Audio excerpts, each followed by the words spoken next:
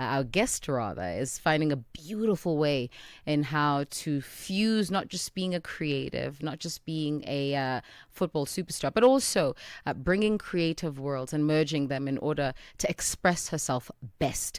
Giovanna Barbosa is not just a creative director and a model, she is a force redefining intersections between sport, fashion, and self-expression. She was born in South Africa. Her history is something I want her to define rather for 10, 12, and 16 marks, because there's quite a bit happening there. And she has forged disciplines in the spheres of football, of course, also securing that bag with an LLB law degree. And I am amazed by this woman. She is stunning. She is gorgeous. She is here in studio, and she's going to be sharing her life and times with us. Good evening to you, Giovanna. Good evening. Thank you for having me. Listen, I want us to start with a story of where you're from. Sure. Because a few things were said, and I was like, nah. There's a lot happening. Yes. Okay, so I was born in South Africa. Yeah. My parents are of Portuguese descent. They were also born here. And that there's not much to it, really. My grandparents were born in Portugal on my dad's side, and my mom's side was Mozambique and Portugal. You see, that's the part right there. It's It's the Mozambique that throws the courts are Mozambique in there. In my bloodstream, that's like confusing, yeah. Yes, absolutely. And then you, of course, grew up in South Africa. I did. And I think what strikes your story for me is football at 2. You started football when you were really, really young. Yeah, I was very small when I started playing. Yeah. My brother played, so I wanted to be just like him, and that got me into probably pursuing one of my biggest dreams. Sure. Yeah. But how does law come into the story then? Well, it only actually came into the story after like second year varsity when I changed over. So my dream was to be a doctor. I wanted to study medicine and become an anaesthetist, and I did for a year. And then I decided to change to law. Honestly, I watched Suits and I I fell in love with Harvey Specter, and I thought, I can be better than Harvey Specter. Okay. So that's exactly what I did. And then I went to the UK, and when I was playing football there, I pursued my law degree at the same time. Sure. Tell me, do you think you're better than Harvey Specter? I At do. this current stage? I do. Do we have think proof? No. No. I'm not a practicing lawyer. I do Yeah. have a degree. I actually work in RT. Okay. So, Yeah, you there's see, more this to the story story. gets going on. Okay. Walk us through why you transitioned into IT. Okay, so I think from the UK I moved to Ireland to complete my final year in law school and write my exams, and then I got a job in an IT company, and I was doing the legal documents and that, and then from there I just decided to expand my knowledge and do the correct certifications and courses, and got me into a better job in IT. It's something I really enjoy. 21 minutes after 11 p.m. Central African time. A quick breather. When we get back, we continue this conversation. Turn the page. It's African Diaries on Channel Africa.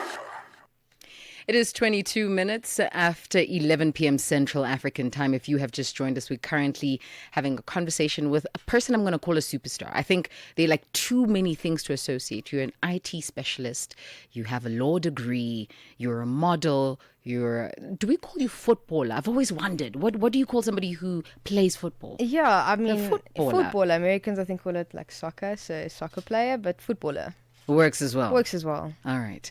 And among this, you many other things. And what I want to get into now is just your transition from South Africa to different parts of the globe, right? Was that an easy transition? No, it was probably one of the most difficult times in my life, to be very honest with you. Yeah. I left very young. I think I was very ambitious, and it's difficult to move to a place you've never been to with no support system and just make it work. Sure. So... And I mean, my journey had changed so much. It was first America, then the UK, then Ireland. So like it was this constant like up and down. So I just had to make work with it. Like there was like just chances for me to pivot and opportunities to take, and I could either jump on board or get left behind. Sure. And what does jump on board mean? I mean, we all think it's hard work and it's laborious and it's you pushing through the cracks, but I feel like there are nuances that we don't understand, because if that was the case, then everybody who pushes forth would be successful. But we don't see that, do we? No, so I don't believe that working hard is the only thing that allows you to make it. I do think that there is a part of it that's luck, and I think the other part of it is the true belief in yourself. Like, I feel like if you believe in yourself, all the opportunities will come to you. But if you're lacking that belief within yourself, you can't expect anything good to come to you, because you yourself don't believe you deserve anything good. Well, ma'am, look at you getting all deep with us. I want to gauge your headspace, right? For the most part, I've always thought soccer players to be very stout in character, you know. Do you think I'm stout in character? No. I mean, we saw the blue suit, we saw the heels. There's no way, right? No. But I've always thought that a thing. Like, you need to be almost tilted towards being manly in order to perform well in the sport, right? Right. Is that the case? If you had met me 2 years ago, maybe. But no, it's definitely not the case. Yeah. You know, a lot of the players that I played overseas with, they all were very feminine. Like, they dressed very femininely and that. I think the only masculine thing about me, which you could maybe consider, was like, I used to gym a lot. So I have abs and, like, you know, I look like I just live at the gym, which is not the case. But yeah, I don't agree with that stereotype at all with soccer players. Maybe in South Africa, but I don't think globally. I don't think it's a South African practice. It's something that we have seen the world over, right? So, like, indoctrinated. You see your Serena Williams, and when she's in a dress, everyone is like, whoa, right? And that's not supposed to be the case. No, not at all. Did you have people superimpose that stereotype on you, especially when you stepped into the realms of fashion and modeling? Yeah, I think it was a massive transition, because I mean, I think I did fit that norm that we're talking about right now, about 2 years ago. And I think when I stepped into this world, it was so different for everyone. They're like, oh my word, like, what? And I mean, to me, it was just normal, because I was just embracing another part of myself. Sure. You know? And how do you juggle that the understanding between the exterior and the interior? And I'm asking you this because you're a superstar. Yeah. Right? Right. And voices will sort of penetrate into your private space. You know, social media is buzzing, media's buzzing, you know, family and friends might be saying something else. How do you juggle all of that? To be honest, it is very difficult to try and cut out the noise. Yeah. But I think the voice that I listen to the loudest is mine. So there's an inner voice inside of me, that same little voice that was in that little girl who wanted, you know, all the best things in life and had the big dreams. That's the voice I consistently go back to when I'm making my next big move. And because if you don't drown out the noise, you're going to get lost in it. Yeah. What is she saying now? You know what? The last 2 months have been nothing but crazy for me in terms of, like, press and just, like, you know, campaigns and everything like that. She's just telling me to continue to push forward. Like, I'm not done yet. Like, I'm only getting started. Let's talk about those campaigns. Right. Of course, there are a few things that you can't mention at the moment, because there's still legalities that need to be dealt with. What can you tell us, though? I can tell you that the first campaign I did was, I was starstruck. I felt like a celebrity. It was actually supposed to be filmed in Italy, but at the time, Florence actually flooded. So they moved the shoot to around where I was, and at the time I was in Portugal. And when I arrived on set, I was just so stunned, because I was surrounded by, like, these multi-billion euro yachts, and, like, there was about 27 crew members, and it was just insane for me. Like, I was so new in the industry, so new to all this, and I'm just, like, in this big world. It's like, it doesn't normally happen like that. I feel like people work their whole lives to, you know, try and make it to that moment, and for me, I was just, like, thrown in the deep end. But hey, I went with it. Hey, that little girl was so excited. That's all I can say.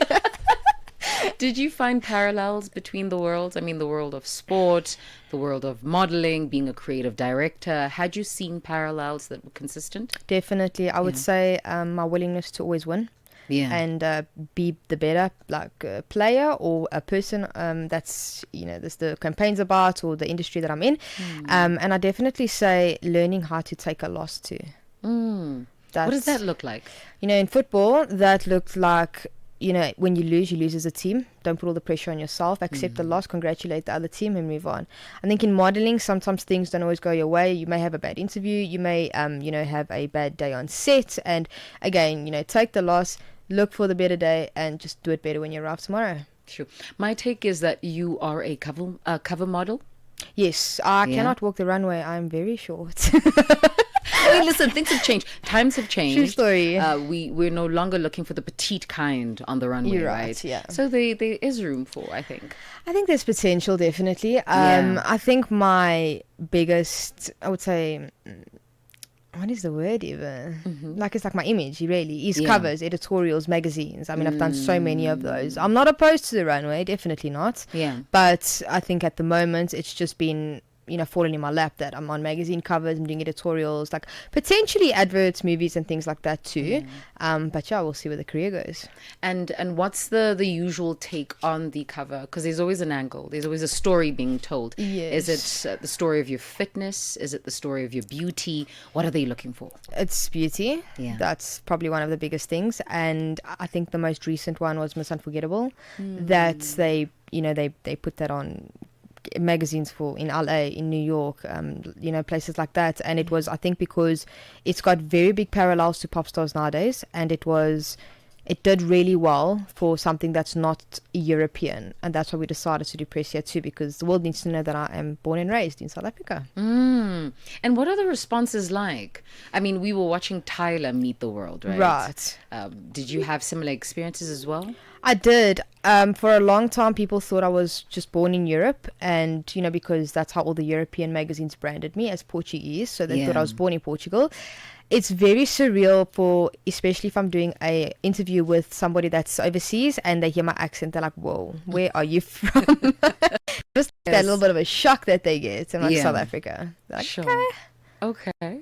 Let's talk about, and I suppose this is me trying to get into your headspace. Right. You're a very beautiful woman. Thank you. Come on, somebody. We just need to put it out there. Right. you. I have found that the standards of beauty are far vast Very. in this present day. However, we still feel a lot of people feeling as though they don't meet the criteria. Quite right. Do you feel the need to constantly remind yourself, are you in the know of what you look like?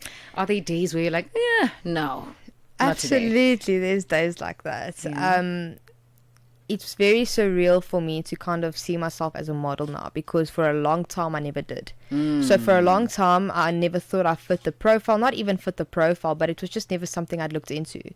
And now I'm getting, I think the biggest thing that people throw in my face is like, you're so beautiful, you're so beautiful. And after a while, you have to kind of take a step back, because it just becomes noise too. If you sing it so often, it eventually just becomes noise. But there's times I take a step back and I just try like stand in that, because words have power, and I need to also feel like if a lot of people are telling me this, surely it should be true. So like I need to accept that and feel it and be confident about it, because confidence is a massive thing that's associated with that standard of beauty. Yeah. If you're not confident, you're never going to feel like you fit the profile. But does confidence affect what you look like in front of people? I think so. I think someone that's confident has a very different glow about them. Yeah. Yeah. And I've always wondered if models know what they look like when they're posing for a camera. No. I'm telling you right now, that is a scam. You do not know what you look like. So are you just trusting the process? I'm trusting the process. Often you have a movement coordinator, and I'm like, okay, like, I'm actually very awkward at posing when I'm, I know, yeah, like I'm very awkward. Like if you look at like my content, like shoots that I've done, I'm super awkward. Like there's somebody telling me what to do, because I'm a very goofy person. So I'll stand there and I'll like play around with the camera, like make a joke, and I'm like, okay, what now? And they're like, okay, like, fix my position, fix my face. And then like out of the 250 photos I take, I'm maybe like 10. Oh, wow. Yeah. And how many does the team like? Because I understand that you have different views. Yeah, no, they like at least 200. Of the 250? Yeah. That's good. That means you're good at what you do, right? Yeah, I'd say so. Okay. And for those who are thinking to themselves, listen, I want to break into this modeling industry.